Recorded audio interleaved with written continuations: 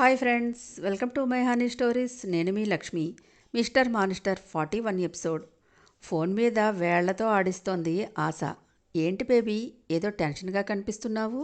What happened అంటూ కూతురి పక్కన కూర్చున్నాడు దామోదర్. ఫోన్ రావాలి డాడ్, దానికోసమే వెయిట్ చేస్తున్నా అంది ఆశ. పేపర్ అందుకుంటూ ఎవరు చేస్తానన్నారు? అబ్రాడ్ నుండి ఫ్రెండా అని పేపర్ తిరిగేసి బిజినెస్ కాలం చూస్తూ అడిగాడు అతను. నో డాడ్, జై మదర్ నీరజ్ దగ్గర నుండి. మొహం మీద ఉన్న పేపర్ తప్పించి నొసలు ముడిచి ఆవిడెందుకు చేస్తుంది అని ఆశ్చర్యంగా అడిగాడు దామోదర్. ఈవిల్ స్మైల్ ఇస్తూ, ఎందుకంటే నేను ఆమెని అలా మ్యానిపులేట్ చేశాను డాడ్. అదెలా అంటూ ఉత్సుకతగా అడిగాడు దాము అంకుల్. ఎలా అంటే, నిన్న జై పెళ్ళాన్ని తీసుకుని లాంగ్ డ్రైవ్కి వెళ్ళాడంట. సిటీ అవుట్స్కట్స్లో ఉన్న ఓపెన్ గార్డెన్లో పెళ్ళాంతో సరసాలాడుతుండగా నా ఓల్డ్ ఫ్రెండ్ కంట్లో పడ్డాడు. పడితే తన వైఫే కదా అని డౌట్గా చూశాడు దాము. అది వైఫ్ అయినా అలా పబ్లిక్ రొమాన్స్ చేసే రైట్స్ ఉండవు డాడీ. నీరజ్ లాంటి యూజ్లెస్ బ్రెయిన్ వాళ్ళు ఒప్పుకోరు. అందుకే ఫొటోస్ తీసి నాకు పంపించమన్నాను. అది వాళ్ళ ఫొటోస్ తీసి పంపించమనగానే నేను ప్రింట్ తీయించి నీరు ఆంటీకి పంపించి కాల్ చేసి ఎలా రెచ్చగొట్టాలో అలా రెచ్చగొట్టి వదిలాను. ఆ లో క్లాస్ గర్ల్ అంటే ఆమెకు మంటగానే ఉంటుంది.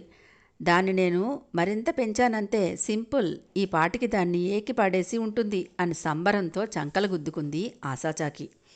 గుడ్ బేబీ, కొంపని తగలబెడటానికి అలాంటి బ్రెయిన్లెస్ది ఉంటే చాలు, ఇక ఆ ఇంట్లో మనశ్శాంతే ఉండదు అని నవ్వాడు దామోదర్. ఎస్ డాడ్, రోజు ఇలాగే ఏదో ఒకటి రచ చేయించేలా చేసి ఆ మిథునకి టార్చర్ అంటే ఏంటో చూపించాలి అంటూ పళ్ళు కొరికింది. గుడ్ జాబ్ బేబీ, మనల్ని అంత దెబ్బ కొట్టిన దాన్ని ఊరికే వదలకూడదు, హెల్ని చూపించాలి అన్నాడు. చేద్దాం డాడ్, కౌంట్ డౌన్ స్టార్ట్ అయింది, నో వర్రీ అంది ఆశ.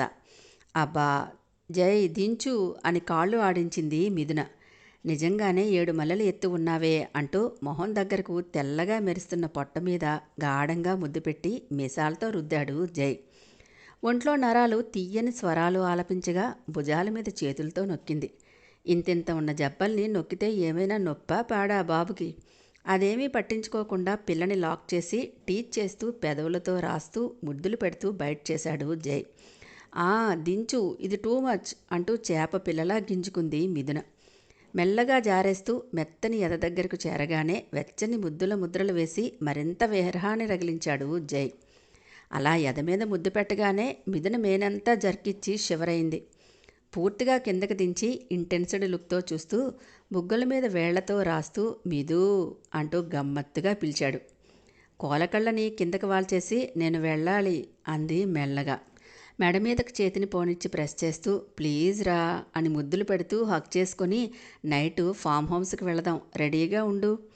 నానితో నేను మాట్లాడతాను, దూరం పెట్టకే, ఏదోలా ఉంటుంది అని మాటలతో మెల్ట్ చేస్తూ వీపు మీద మునివేళ్లతో పదనిసలు పలికిస్తూ అనవసరమైన డౌట్స్ని పెట్టుకొని అందమైన లైఫ్ని స్పాయిల్ చేసుకోకు అని వదిలి హెయిర్ వేళ్లు పెట్టుకుని లాక్కుంటూ నేనింత కంట్రోల్గా ఉంది ఒక్క నీ దగ్గర మాత్రమే, అర్థమవుతోందా అని డీప్ వాయిస్తో అన్నాడు జై. జై సాంగత్యం కోసం తన తనువు మనసు కూడా ఆరాటపడుతోంది. ఏం చెప్పాలో తెలియక శృతి పలకని వీణలా మౌనాన్ని ఆశ్రయించింది మిథున. ఆమె మౌనం జైలో అసహనాన్ని రగిలించింది. ఆమెను వదిలి డ్రెస్సింగ్ రూమ్కి వెళ్ళాడు జై. రూమ్ వైపు కొన్ని క్షణాలు చూసి బయటికి వెళ్ళింది మిథున. రెడీ అవుతున్న సారథ్ దగ్గరికి వచ్చి ఆమె ఎందుకు మాటమాటికి ఇంటికి వస్తోంది అని ప్రశ్నించింది నీరజ. తను నా ఫ్రెండ్, నా కోసం వస్తుంది, అవసరమైతే ఇంట్లో కూడా ఉంటుంది అని రూట్గానే ఆన్సర్ ఇచ్చాడు సారథి. ఇది ఇల్లు, సత్రం కాదు, అడ్డమైన వాళ్ళు వచ్చి తిష్ట వేయడానికి అని బీపీ తెచ్చుకుంది. ఈ నోటి దురుసు మాటలే మానేయ్, ఓకే? మానను, నాకు నచ్చనిది జరిగితే నేను ఊరుకోను అంటూ పొగరుగా అంది నీరజ. ఊరుకోకపోతే ఎప్పుడో మర్చిపోయిన నీ పుట్టింటిదారి వెతుక్కుంటూ వెళ్ళు, నాకేం ప్రాబ్లం లేదు. నువ్వెంత సెల్ఫిష్వో తెలుసా? కన్న తల్లిదండ్రుల్ని ఎలా ఉన్నారో కూడా పట్టించుకోలేదు ఏనాడు. అలాంటిది ఎదుటి వ్యక్తి ఔన్నత్యం గురించి నీకేం తెలుస్తుంది అని ఈసడించి ఈ నోరు వసు ముందు లేస్తే నాలో మరో కోణం బయటకు వస్తుంది, మైండ్ ఇట్ అంటూ డెడ్లీ వార్నింగ్ ఇచ్చి కోట్ వేసుకుని బయటకు వచ్చాడు సారథి. కోపం పట్టలేక లోపల కాస్ట్లీ వస్తువుల్ని బద్దలు కొడుతోంది నీరజ. గంగా హెల్ప్తో చకచక టిఫిన్ చేసేసి డైనింగ్ టేబుల్ మీద సర్దింది మిథున. మిథు హెల్ప్ చేయనా అని అంది వాసంతి.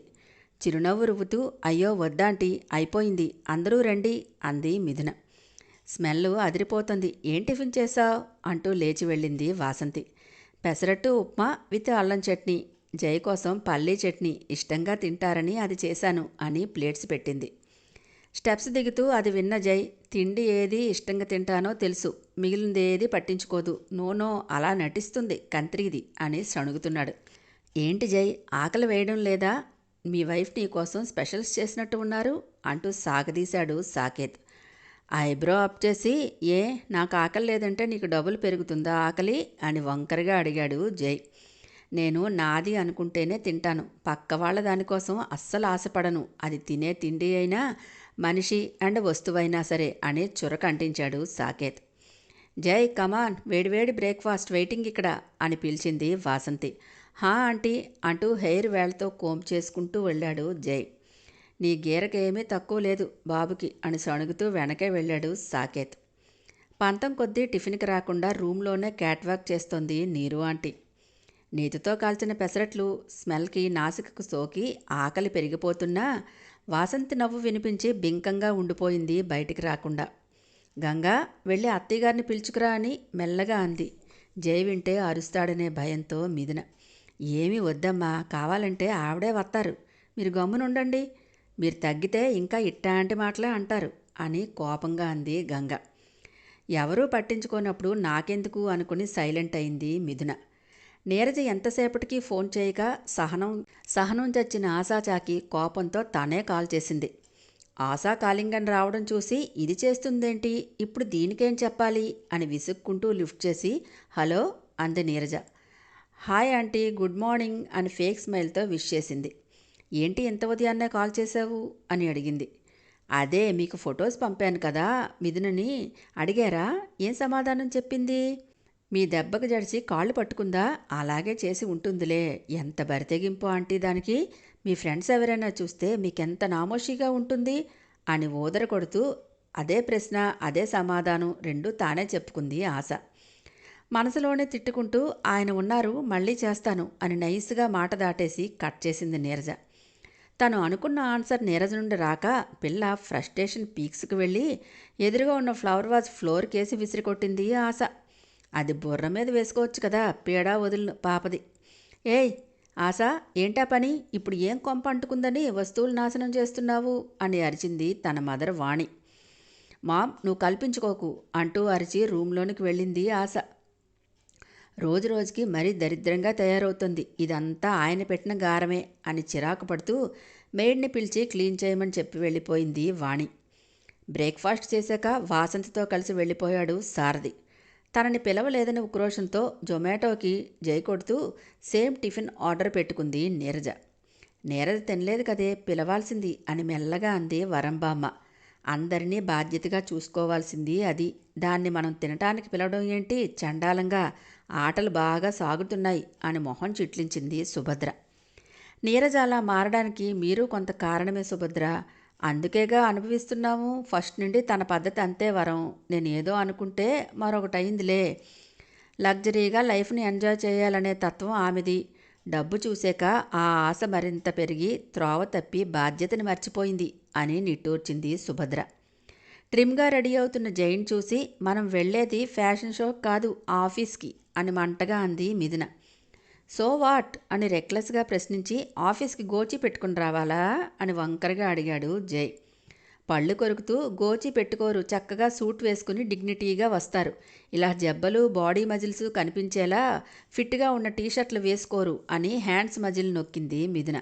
నేను ఆఫీస్కి రాను అంటూ డియో స్ప్రే చేసుకుంటూ అన్నాడు. మరి ఇంత రొమాంటిక్ టామ్ బాయ్లా రెడీ అయ్యి ఎక్కడికి వెళ్తున్నావు అని కంగారుగా అడిగింది మిథున. వంకర జెర్రీ ఆఫర్ ఇచ్చిందే, అందుకు వెళ్తున్నా, ఆఫర్ ఎందుకు మిస్ చేసుకోవటం చెప్పు. గుర్రుగా చూస్తూ ఎంజాయ్ యువర్ సెల్ఫ్ అని మూతి తిప్పింది మిథున. థ్యాంక్స్ అంటూ యాటిట్యూడ్గా చెప్పాడు. బ్యాగ్ తీసుకొని సాకేత్ గారు అంటూ సాగదీస్తూ బయటికి వెళ్తుంటే రెక్క పుచ్చుకొని లాగి ఆపాడు జై. అబ్బా, నా చేతిని విరిచేయాలని కంకణం కట్టుకున్నారా తమరు అంటూ అరిచింది మిథున. ఏంటి సాకేత్ గారు అంటూ సాగదీస్తున్నావు, ఆఫీస్కి వెళ్ళడానికి లిఫ్ట్ ఇస్తారని ఆయన కారులో అంటూ గుడ్లు మిటకరించింది. నేనే డ్రాప్ చేసి వెళతాను పద. నేను నీతో రాను, తమరంత శ్రమ తీసుకుని నాకు హెల్ప్ చేయక్కర్లేదు. శ్రమ ఏమీ లేదు బేబ్, మన ఆఫీస్ దాటే వెళ్ళాలి, అటే కదా వెళ్ళేది, నిన్ను అక్కడ పడేసి వెళ్తాలే అన్నాడు. నువ్వు మంచిగా వర్క్ చేసుకొని మీ మామగారి దగ్గర మెప్పు పొంది మంచి కోడలని మెడలు తీసుకొని ఈ లైసెన్స్తో పాటు అంటూ సూత్రాల తాడును బయటికి లాగి చూపిస్తూ ఆ మెడల్ కూడా దీనికి జతగా వేసుకుని తిరిగాయి, సూపర్ లైఫ్ ఎంజాయ్ అంటాడు వంకరగా జై. ఇప్పుడెందుకు ఈ దెప్పుళ్ళు అని సూత్రాలను లోపల వేసుకుంటూ అడిగింది మిథున. నిజాలు అంటారేమో అని ఐబ్రోస్ అప్ చేశాడు జై. నిజమైన బరువు బాధ్యతలు కొన్ని ఉంటాయి మాకు జై, విదేశాల్లో పెరిగిన నీకు అవి అర్థం కావు, లీవ్ ఇట్. ఇప్పుడు నువ్వు ఏం బరువులు మోస్తున్నావే అని కిల్లింగ్ లుక్తో అడిగాడు జై. నా బరువు అయితే కృష్ణయ్యని ఎత్తిన గోవర్ధనగిరి అంతా ఉంది అని నిర్లిప్తంగా నవ్వింది. నొసలు దగ్గరికి ముడివేశాడు జై. ఈరోజు నా సంతోషాన్ని చూసి వారవలేక నీతో ఉంటే తట్టుకోలేక ఫొటోస్ తీసి పబ్లిసిటీ చేసి నన్ను అవమానించారు. రేపన్న రోజున నా ఎదురుగా నీతో రొమాన్స్ చేసి హేళన చేస్తారు, అప్పుడు ఎందులో దూకి చావమంటావు? నువ్వు మగాడివి కాబట్టి నన్ను పిట్ట విందుకు ఆహ్వానించింది అని నాతో డైరెక్ట్గా చెప్తున్నావు. మరి నేనంత డేరుగా చెప్పగలనా? చెప్తే ఊరుకుంటావా? లేక ఫస్ట్లో అన్నట్లు నువ్వే తీసుకెళ్ళి మరొకటికి అప్పగిస్తావా? ఇది నేను మోయలేని భారం కాదా అని ఆవేశంగా ప్రశ్నించింది మిథున. జయమోహన్ కోపంతో మాగిన టమాటోలా మారిపోయింది. నిజాలు ఎవ్వరికైనా చేదు గుళికల్లానే ఉండి మింగుడు పడవు. మిథున రెక్కపుచ్చుకొని దగ్గరికి లాక్కొని చేతిని గట్టిగా ప్రెస్ చేస్తూ ఎర్రబడిన కళ్ళతో ఏది మళ్ళీ రిపీట్ చేయి ఆ వర్డ్ అంటూ వియర్డ్ లుక్తో బేస్ వాయిస్తో గద్దించాడు జై. ఆవేశంగా అరవటం అయితే అరిచింది, కానీ జై క్రోధం చూసి వెన్నులో నుంచి వణుకు పుట్టి బిత్తర చూపులు చూసింది మిథున. మాట్లాడు అంటూ అరిచాడు జై. లేవు మీ జై అంటూ చేతిని విడిపించుకోవాలని చూసింది. వదిలేస్తే శాశ్వతంగా నా లైఫ్ నుండి ఎలిమినేట్ అయిపోతావు, వదిలేనా అంటూ కరుకుగా అడిగాడు జై. నా చెయ్యి నొప్పిగా ఉంది, అందుకు వదలమంటే పూర్తిగా వదిలించుకోవాలని నువ్వు చూస్తున్నావా అని చురుగ్గా చూసింది మిథున. నువ్వు ఉత్సాహపడుతున్నావు కదా నా నుంచి దూరంగా వెళ్ళాలని. నేను అడిగిన దానికి సమాధానం చెప్పకుండా అడ్డదిడ్డంగా వాదిస్తావేంటి అని తోసింది మిథున.